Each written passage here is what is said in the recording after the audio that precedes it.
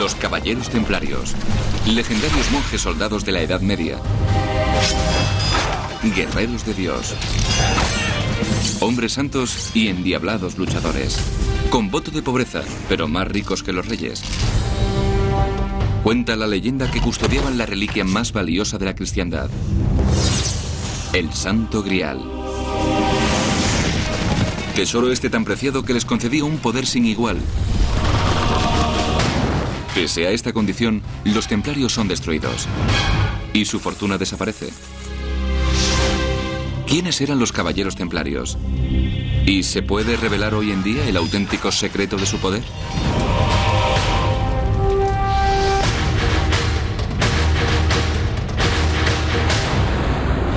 La historia secreta del cristianismo. Los Caballeros Templarios. 18 de marzo, año 1314 después de Cristo. Uno de los hombres más poderosos de Europa, Jacques de Molay, está a punto de ser ejecutado. Los cargos que se le imputan: culto al diablo, sodomía y chantaje económico. De Molay es uno de los 69 hombres quemados vivos por orden del rey Felipe IV de Francia. Los condenados pertenecen a una de las hermandades más misteriosas de la historia. Los Caballeros Templarios. En la Edad Media, estos guerreros son temidos, ricos y poderosos. Pero en 1307, ese reinado llega a su fin.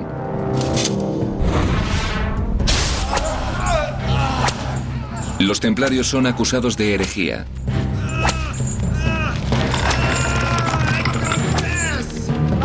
Sometidos a intensos interrogatorios, se derrumban y confiesan.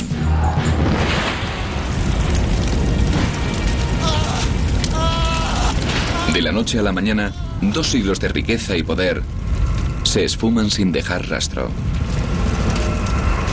Los caballeros templarios desaparecen de la historia, pero dejan un fascinante misterio tras de sí. Los templarios se hacían llamar los Caballeros Pobres de Cristo. Sin embargo, se convirtieron en una de las órdenes más ricas de Europa. Se dice que la fuente de su riqueza es una antigua reliquia descubierta bajo las ruinas del vetusto templo judío de Jerusalén.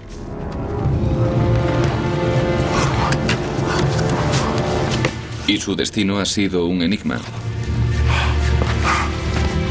Para descubrir el secreto de los templarios, debemos volver sobre sus pasos. Volver hasta sus orígenes, hasta el choque de civilizaciones, llamado las Cruzadas.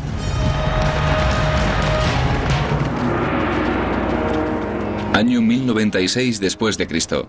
Un ejército de caballeros europeos marcha durante miles de kilómetros hacia la región conocida como Tierra Santa. Los estados musulmanes dominan Oriente Medio y una región que se extiende desde Persia hasta España. El Papa Urbano II llama a la Guerra Santa para liberar la ciudad más sagrada de la cristiandad, Jerusalén. Los cruzados tardan casi 3 años en llegar a la Ciudad Santa. A lo largo del camino, las batallas, las enfermedades y el hambre pasan factura. Más de 4.000 caballeros parten para Jerusalén y algo más de 1.000 son los que llegan.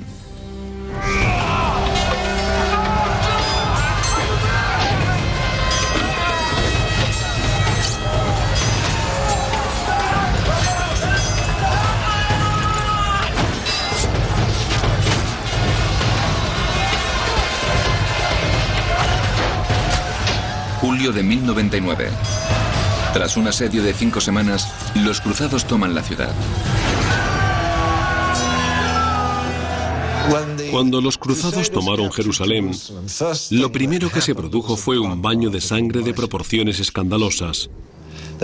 Asesinaban a todos, cristianos, judíos y musulmanes por igual. Fue terrible. Un testigo francés describe la carnicería. Montones de cabezas, manos y pies se veían por las calles de la ciudad. En el templo de Salomón los hombres cabalgaban con la sangre hasta las rodillas y las bridas. De hecho, Dios ya predijo que este lugar se llenaría de la sangre de los descreídos, ya que había sufrido mucho tiempo sus blasfemias.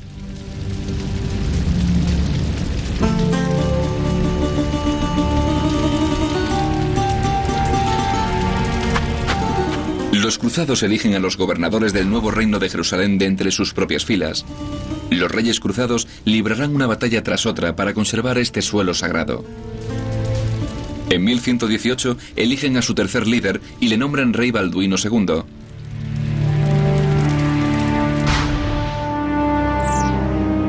El rey Balduino recibe una oferta de ayuda de un caballero cruzado. Mi señor, el noble francés Hugo de Payen. Levanta. He tenido una visión magnífica, mi señor. Hugo de Payen sugirió y propuso la idea de un contingente de monjes guerreros cuya responsabilidad sería proteger la Tierra Santa, salvaguardar el paso de los peregrinos que se dirigían de Europa a la Tierra Santa y defender la ciudad santa de Jerusalén. Al rey Balduino le gusta la idea y nace la Orden del Temple.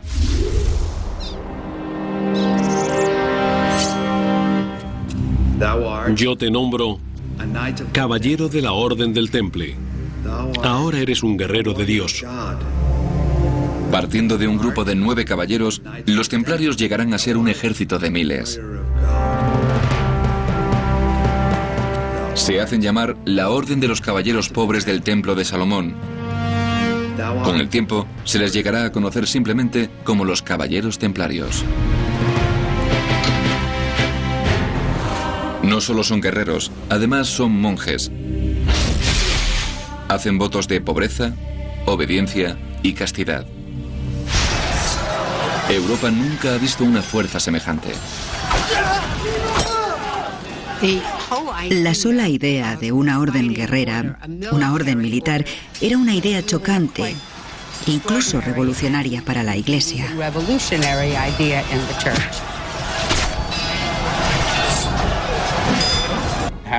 ¿Cómo se combinan esas dos cosas?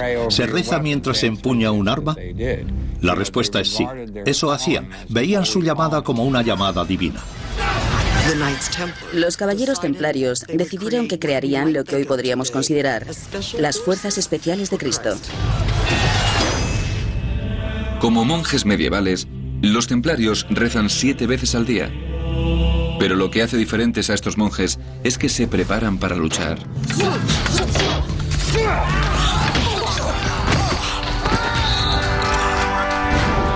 Vuestra principal defensa es vuestra espada. Os aseguro que si la perdéis, perderéis la vida.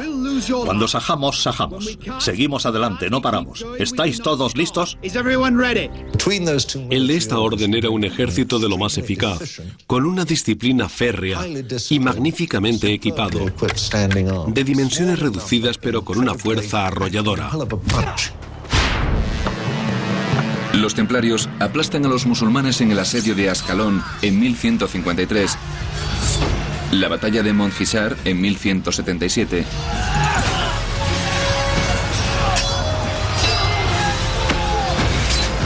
y la de Arsuf en 1191. Parecen invencibles.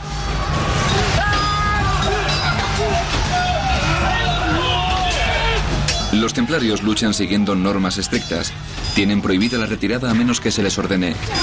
Y solo si se encuentran en inferioridad numérica de más de 3-1. Los templarios eran distintos de otras secciones de los ejércitos cruzados. Se sabía que nunca rompían filas, nunca huían, nunca desertaban. La cruz roja de los templarios representa el martirio. La muerte en combate es gloriosa. La maniobra táctica clave es la carga en escuadrón. Un pequeño grupo de caballeros ataca de frente en forma de cuña muy apretada.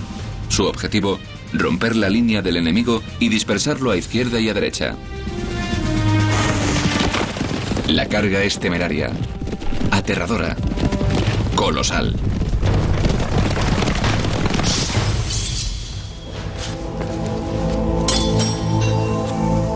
Vencieron de forma espectacular muchas batallas, por lo que eran muy respetados. Tenían cierto misticismo, cierta aura de poder.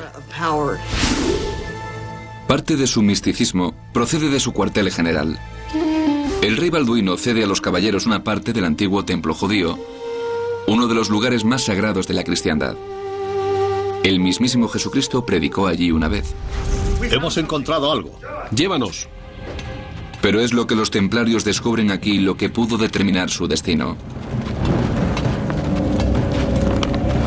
Bajo el antiguo templo, cuenta la tradición que los caballeros hacen uno de los descubrimientos más extraordinarios de todos los tiempos. 9 siglos atrás, en uno de los lugares más sagrados de la tierra, da comienzo una de las excavaciones arqueológicas más primitivas. Es el emplazamiento del viejo templo judío en Jerusalén. Durante la primera cruzada, se convierte en el cuartel general de los caballeros templarios. El templo fue construido por el rey Salomón en el siglo X a.C. 4 siglos más tarde, los babilonios lo destruyeron y los judíos lo reconstruyeron. El templo alojó una vez la sagrada Arca de la Alianza, en una cámara secreta, la más santa entre las santas. Se dice que el mismísimo Dios vivió aquí. Años 70 después de Cristo, la guerra destruye la casa de Dios. Un ejército romano aplasta una rebelión judía. Los romanos queman la ciudad y derriban el templo. En la época de las cruzadas, los musulmanes construyeron una mezquita sobre las ruinas del templo judío, que sigue en pie hoy en día, la Cúpula de la Roca. Un pequeño grupo de monjes guerreros ocupa parte de una de las propiedades más santas de la ciudad más santa de la tierra. Se alojaban en el complejo del templo en Jerusalén. Y eso era un hecho muy importante en cuanto a la importancia que daban a aquella nueva orden, a aquel nuevo ideal. No todos los estudiosos están de acuerdo. Francamente, creo que la razón es pura coincidencia. No creo que tuviera ningún tipo de significado, sino que era simplemente un lugar que estaba disponible. Los estudiosos también cuestionan la misión original de los templarios: proteger a los peregrinos que iban a Tierra Santa. Hay investigadores que dicen que no tenían nada que ver con ayudar a los peregrinos. Y la pregunta que sigue sin respuesta, claro, es ¿qué hacían si no? Puede que tramasen algo. Se pasaron 9 años excavando túneles en la roca y luego una red de túneles subterráneos.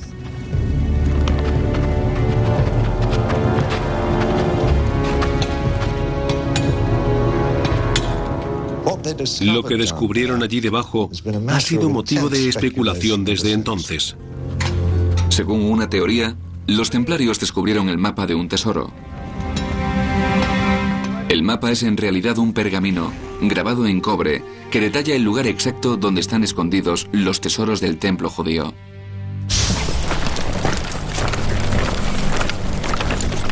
Años 70 después de Cristo. Mientras el ejército romano conquista Jerusalén, los rebeldes judíos esconden los tesoros del templo por toda la Tierra Santa. Para recuperarlos, dejan instrucciones grabadas en cobre para que perduren por siempre. Durante siglos, la mera existencia del pergamino es un misterio.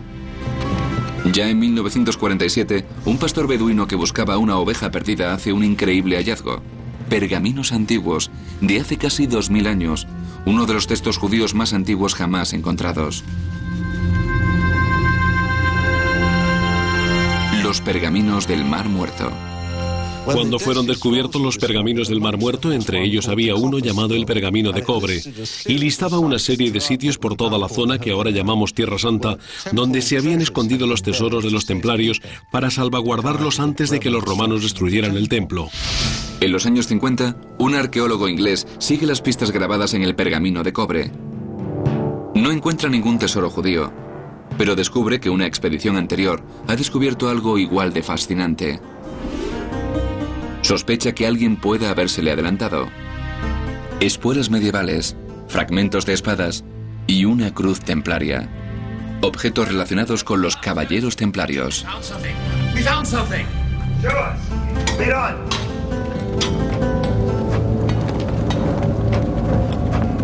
Se averiguó que efectivamente los caballeros templarios del siglo XII habían estado allí, pero no hay pruebas que revelen exactamente para qué.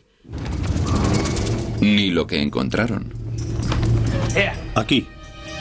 Aquí es. Aquí. Aquí. Cuenta la leyenda que entre las ruinas del templo, el pergamino de cobre les llevó hasta uno de los tesoros más buscados de la cristiandad. El Santo Grial.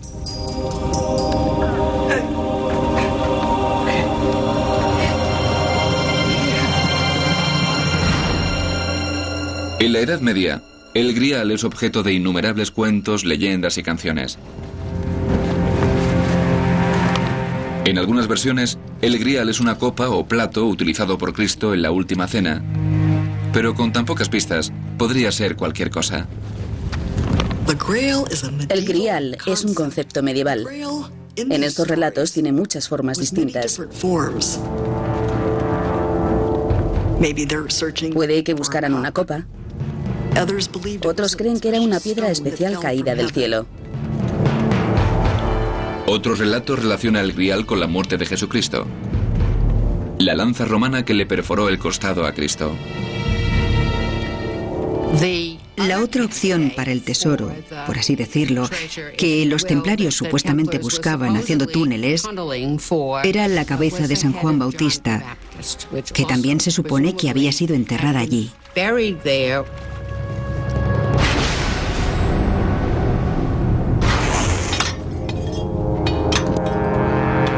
La teoría más polémica sugiere que el tesoro que encontraron los templarios pudo ser un conjunto de datos de los descendientes de Cristo. Algunos han dicho que, de algún modo, ocultaron a un miembro de la familia de Jesús, algún pariente del matrimonio entre Jesús y María Magdalena.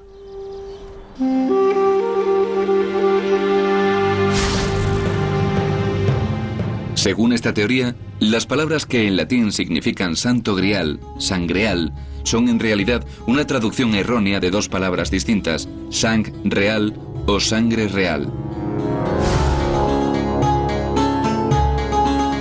Conforme a esa teoría, Jesús se casó y tuvo hijos. Y esos vástagos eran el secreto del Grial. En todas partes, por supuesto, hay teorías de conspiración que rodean al Grial y que rodean también a Cristo, la historia de que Jesús y María Magdalena se casaron.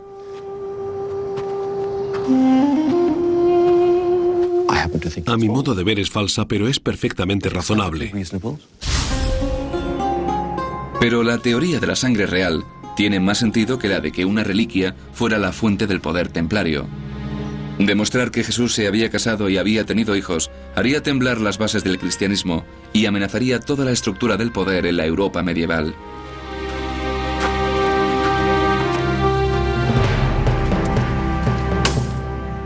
La Iglesia pagaría sin duda el precio que fuera por ocultar esa información, o eso dice la teoría.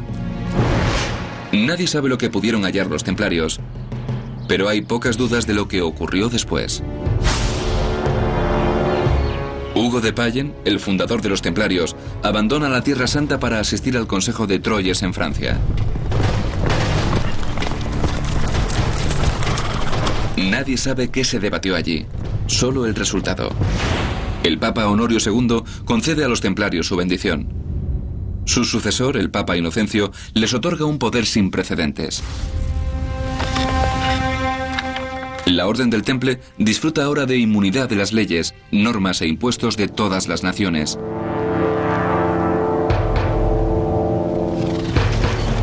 Los templarios se convierten en una fuerza en sí mismos.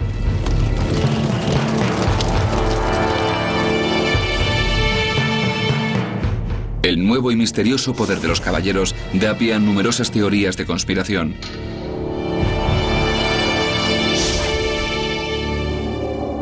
Libros como el Código da Vinci sugieren que los templarios chantajeaban al Vaticano, exigiendo privilegios especiales a cambio de ocultar la descendencia de Jesús. Pero la mayoría de los estudiosos simplemente atribuye su éxito repentino a sus relaciones con Dios. Las pruebas de su influencia económica aún se ven hoy en día.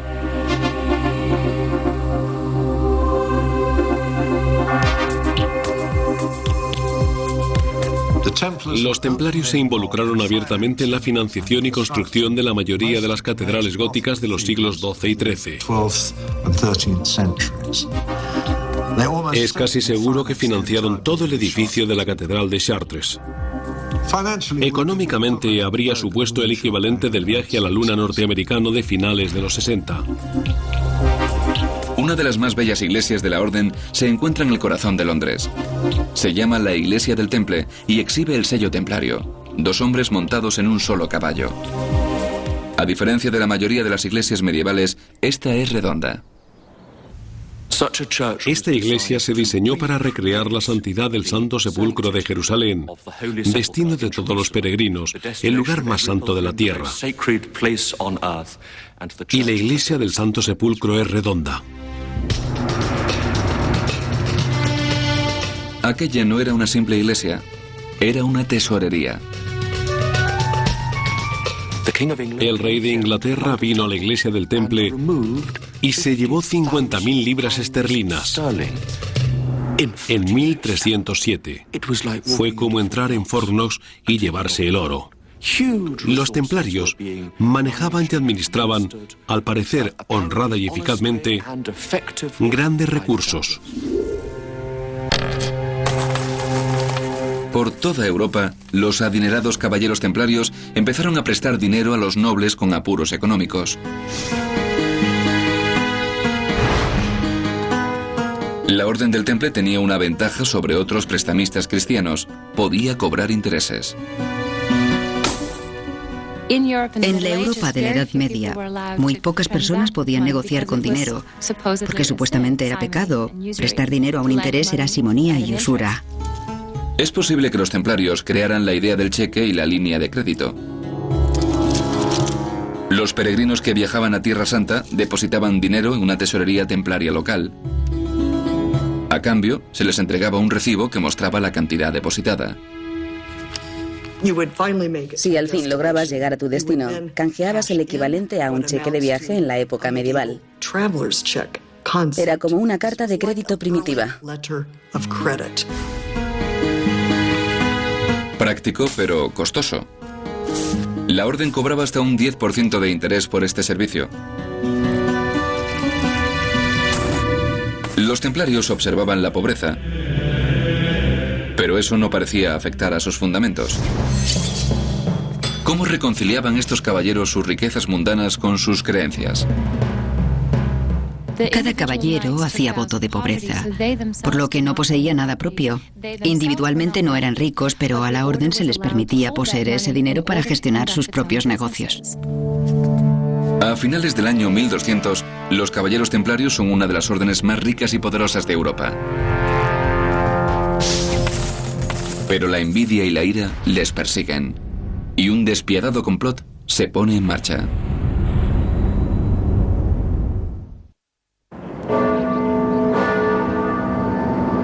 Los caballeros templarios son una de las órdenes más poderosas de Europa, pero se avecinan problemas. Las cruzadas crearon a los templarios, y ahora las cruzadas están a punto de destruir a la Orden del Temple.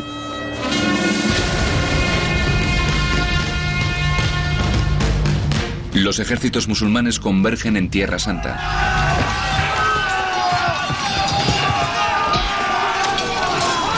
Tras 2 siglos de guerra, los musulmanes están de nuevo unidos bajo los sultanes egipcios. El apoyo a las cruzadas mengua en Europa.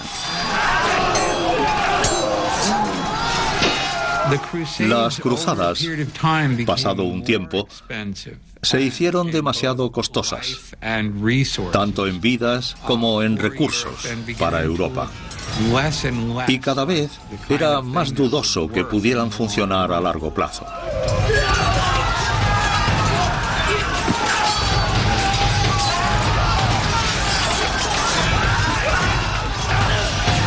Los musulmanes aplastan a los cruzados en las batallas de Jaffa, Al-Mansura y el asedio de Safed.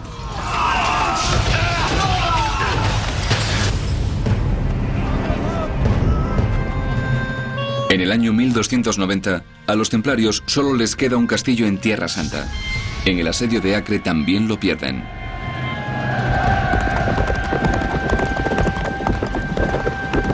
La Tierra Santa está de nuevo ocupada por los musulmanes. Los templarios se retiran a la isla de Chipre. Tras la caída de Acre en 1291, hay una desilusión general con la idea de las cruzadas. Al ver mermados los recursos de Europa y los recursos del ejército en estas guerras santas que parecen inútiles, el pueblo ve el papel de los templarios cada vez más discutible.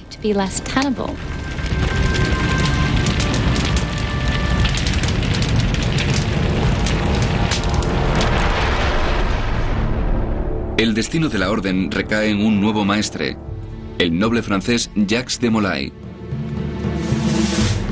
Presiona para iniciar una nueva cruzada desde Chipre, pero sin resultados.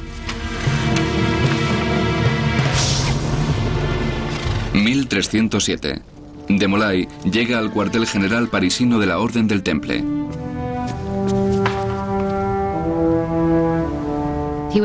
El Papa Clemente V le pidió que fuera a Francia para reevaluar sus finanzas y para hablar de futuras empresas. Y dio la casualidad de que apareció en Francia cuando Felipe IV, Felipe el Hermoso, estaba pasando por un pésimo momento económico. A Felipe se le conoce como el Hermoso por su belleza, pero acumulaba deudas descomunales. Sus guerras contra Inglaterra han empeñado a Francia. Su mayor acreedora no es otra que la Orden del Temple. Y Felipe decide acabar con sus deudas de un solo golpe. Sí, mi señor. Detiene a los templarios y se hace con su dinero. Enciérralos en las mazmorras. El rey se inventó un montón de cargos y acusó a los templarios de las formas más viles de herejía conocidas por la mente medieval. Viernes 13 de octubre de 1307. Algunos creen que la superstición moderna del Viernes 13 viene de esta fecha. En solo un día, Jacques de Molay y cientos de templarios franceses son acorralados. Jacques de Molay, por orden del rey quedáis arrestado. ¿De qué se me acusa? De herejía. Los arrestos conmocionan a Europa. Hoy en día sería como despertarse una mañana, poner la tele o comprar el periódico y enterarse de que todos los ejecutivos de todos los bancos o empresas han sido de repente detenidos al amanecer. Esa fue la magnitud que tuvo. La investigación de los acusados empieza de la forma habitual.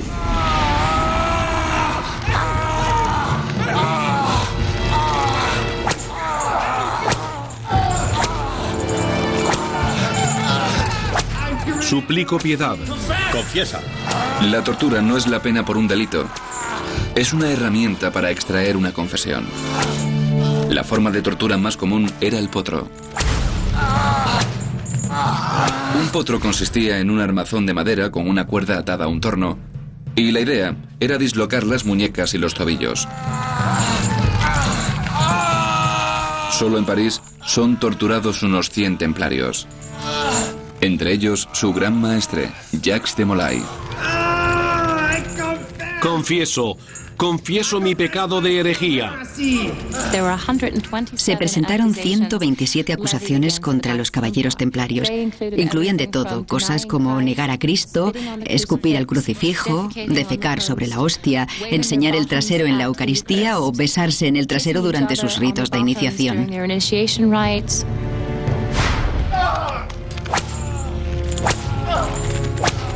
Cientos de templarios confiesan, incluido el Gran Maestre. Pero las confesiones van más allá de los cargos originales y pasan de lo extraño a lo ridículo. Un caballero tras otro confiesa prácticas religiosas extrañas, entre ellas el culto a un objeto poco común. Hay muchos indicios de que era, de hecho, la calavera de San Juan Bautista. Otros han insinuado que la cabeza cortada en la bandeja de plata es el Santo Grial.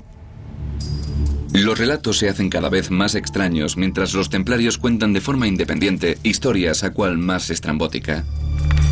Varios templarios confiesan adorar el Baphomet o Baphomet.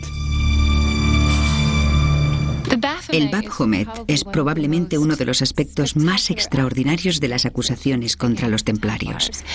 Algunos sugerían que era un ídolo de piedra del diablo, uno de los aspectos más sensacionalistas de su juicio, que intenta relacionarles de alguna forma con el culto al diablo. Hay muchas más teorías. Hay algunos estudiosos que han sugerido que el Baphomet es una traducción errónea de Mohamed, que los templarios combinaban en realidad varias tradiciones religiosas en su práctica particular. Miles de templarios sirvieron durante muchos años en Tierra Santa. Puede que algunos absorbieran en secreto creencias religiosas de los musulmanes, como el respeto por el profeta Mohamed o Baphomet. El curioso término todavía desconcierta a los historiadores. A principios de la década de 1980, un estudioso llamado Hugh Schonfield hizo una afirmación asombrosa. Baphomet es un mensaje en clave. El doctor Hugh Schonfield, un famoso erudito del pergamino del Mar Muerto, ha trabajado en esta cuestión de la palabra Baphomet, utilizando el código Atbash de los estudios bíblicos. El código Atbash es una antigua técnica de codificación en uso desde al menos el año 500 a.C. Cuando se aplica el código Atbash a Baphomet, surge una nueva palabra. Sofía, sabiduría en griego.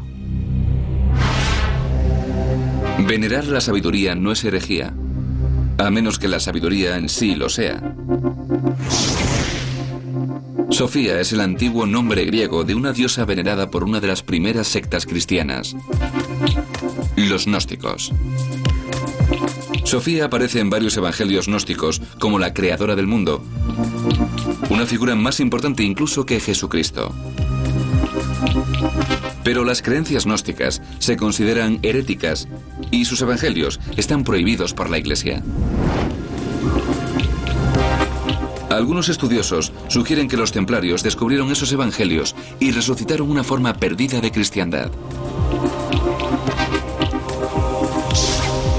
¿Era Baphomet la palabra en clave para culto a la diosa? Aquí convergen dos teorías. Algunos evangelios gnósticos dicen que la diosa Sofía vino a la tierra en el cuerpo de María Magdalena.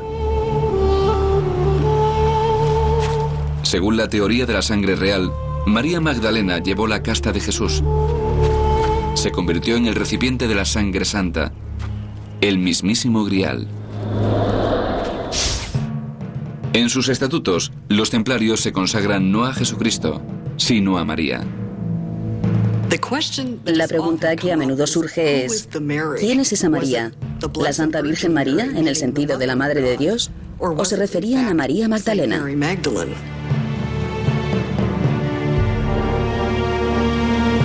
Si los templarios veneraban a María Magdalena equiparándola a Cristo, ese es uno de los peores tipos de herejía. La pregunta sigue en el aire. Los estatutos de la Orden del Temple consagran a María, pero no dicen a cuál, o si era venerada como una diosa. Hay preguntas sin respuesta, sí, pero todavía no hay ninguna prueba documentada de que los caballeros templarios veneraran a María Magdalena. No existe.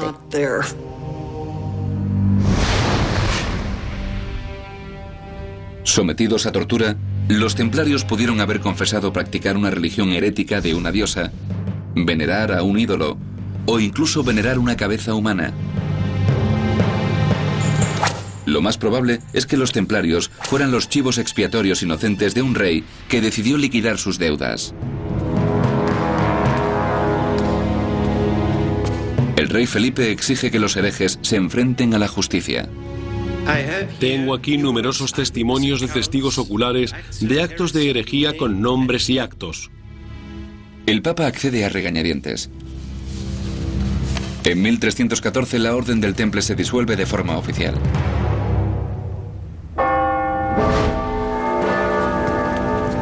...18 de marzo de 1314. Tras 7 años de encarcelamiento y tortura, el gran maestre Jacques de Molay es ejecutado como hereje no arrepentido. Con su último aliento, se dice que de Molay lanzó una maldición al Papa y al rey. De aquí en un año, os veré a ambos en un tribunal ante Dios. Al año, ambos estaban muertos. Después de 200 años, la Orden del Temple ya no existe. Sus castillos son expropiados y su gran riqueza desaparece misteriosamente. El tesoro templario que el rey Felipe el Hermoso había visto con sus propios ojos cuando sus hombres llegaron allí para tomar posesión de él, había desaparecido. Nadie sabe qué fue de la riqueza de los templarios después de su disolución. Se ha insinuado que 2 grandes carros cargados con el tesoro fueron sacados de París justo antes del arresto final el viernes 13. A partir de ese punto, no se vuelve a saber nada más de los templarios. Sabemos que los templarios sobrevivieron, o al menos algunos de ellos. En todos los sitios fueron advertidos, menos en Francia. E incluso en Francia sabemos que algunos templarios escaparon. Una teoría afirma que varios caballeros se escabulleron de París con su tesoro. Hasta la fecha, su paradero sigue sin conocerse. Pero hay una pista.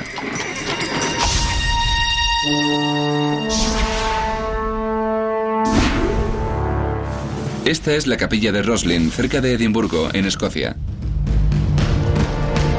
En el thriller El Código da Vinci, la capilla se presenta como una de las pistas clave para hallar el escondite del Santo Grial. Una iglesia medieval y un tesoro perdido pueden ser relacionados por un hombre. La capilla de Roslin es un edificio magnífico. La construyó William Sinclair en 1446. Sir William Sinclair es una figura enigmática. Aunque construyó la capilla casi 150 años después de que los templarios fueran disueltos oficialmente, tiene una gran cantidad de simbolismo templario. 2 jinetes en un solo caballo es un símbolo de los templarios. Aparece en Roslin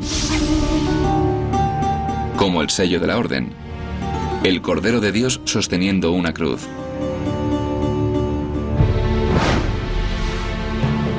Por toda la capilla, misteriosos grabados, símbolos, signos, caras. Codificados hábilmente entre su obra hay pequeños detalles que dicen: mira más detenidamente, aquí hay mensajes ocultos. La planta predominante en las iglesias medievales era la forma de la cruz. Pero el diseño de Roslin parece estar modelado a imagen de otra famosa estructura.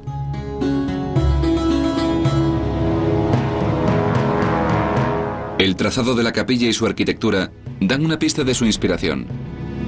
Con 14 pilares, incluyendo 2 majestuosas columnas en la parte delantera, se asemeja al antiguo templo judío descrito en la Biblia.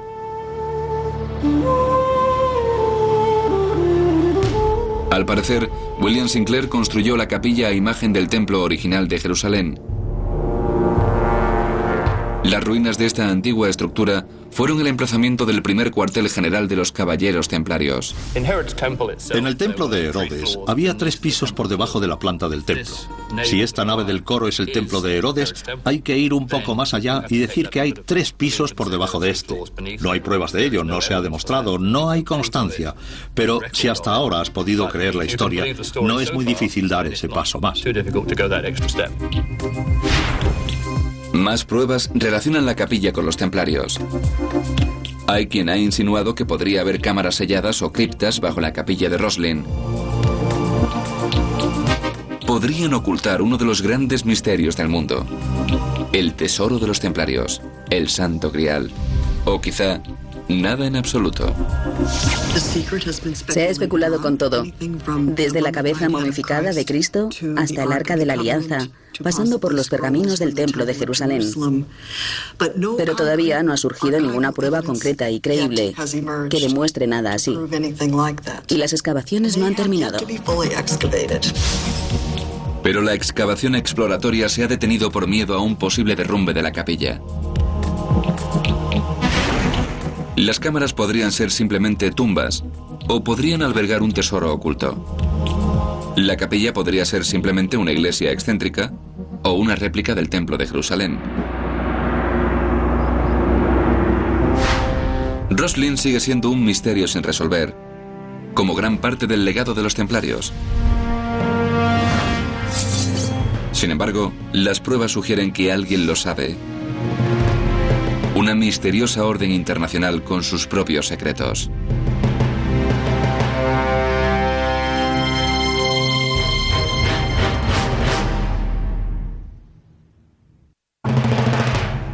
Hay quien afirma que el fabuloso tesoro de la Orden del Temple está esperando a ser desenterrado. Los escépticos opinan que la suerte no existe. Otros dicen que el tesoro está guardado con celo por templarios modernos. Los caballeros templarios siempre han existido. Es fácil darse cuenta de que nunca dejaron de existir, solo que pasaron a la clandestinidad.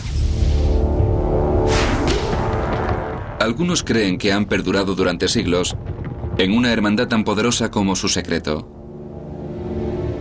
Las pistas de su identidad están a la vista de todos, en la capilla de Roslin. En la capilla que tengo a mis espaldas hay tallas en los pedestales de las estatuas y las posiciones de las manos son muy significativas. La mano en el pecho o la disposición de los pies, las manos en las rodillas. Todos símbolos de los masones, una de las hermandades más grandes y antiguas del mundo. 14 presidentes norteamericanos han sido masones. Muchos de los padres fundadores, incluido George Washington, eran masones. Los masones mantienen sus rituales en secreto, pero a lo largo de los años se han filtrado ilustraciones y descripciones. Muestran una curiosa semejanza con los caballeros templarios. El lugar donde esa relación se ve con mayor claridad es en los muros de la capilla de Roslin. Una figura que viste la cruz distintiva de un templario sujeta una cuerda atada alrededor del cuello de un hombre con los ojos vendados. Casi idéntica al ritual de iniciación de los masones. Hay más similitudes. Un ritual masón describe la excavación del antiguo templo judío, el primer cuartel general de los caballeros templarios. Templarios y masones están incluso relacionados por sangre. Antes de hacer voto de castidad, el fundador de la Orden del Temple, Hugo de Payen, se había casado con una miembro de la familia Sinclair de Escocia. 300 años más tarde, William Sinclair construyó la capilla de Roslin, y en el siglo XVIII, los Sinclair fueron reconocidos como maestres hereditarios de la masonería escocesa. Algunas agrupaciones de masones utilizan palabras y símbolos templarios en clave. Uno de los rangos más altos en la jerarquía masónica es caballero templario. La agrupación masónica juvenil se llama de Molay, el nombre del último gran maestre de los caballeros templarios.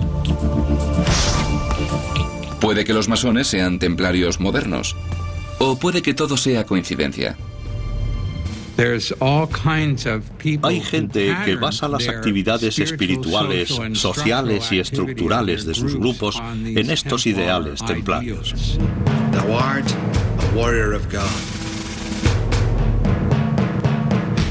Los muros de la capilla de Roslin sugieren que los templarios estuvieron aquí 150 años desde su presunta desaparición. Los mismos muros sugieren que los masones estuvieron aquí 250 años antes de su fundación oficial.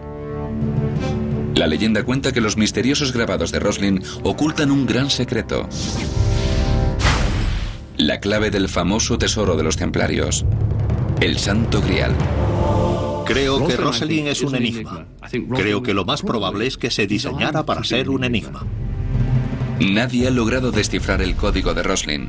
Nadie ha encontrado el tesoro oculto. Y nadie puede demostrar que los templarios estuvieran aquí.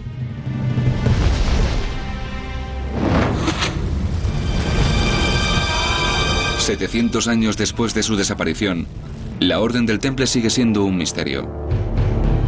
Sus secretos siguen ocultos, sus códigos sin descifrar. Hay quienes dicen que no hay nada que encontrar. No se ha encontrado ningún gran secreto en el monte del templo. No se ha legado ningún gran secreto a los masones.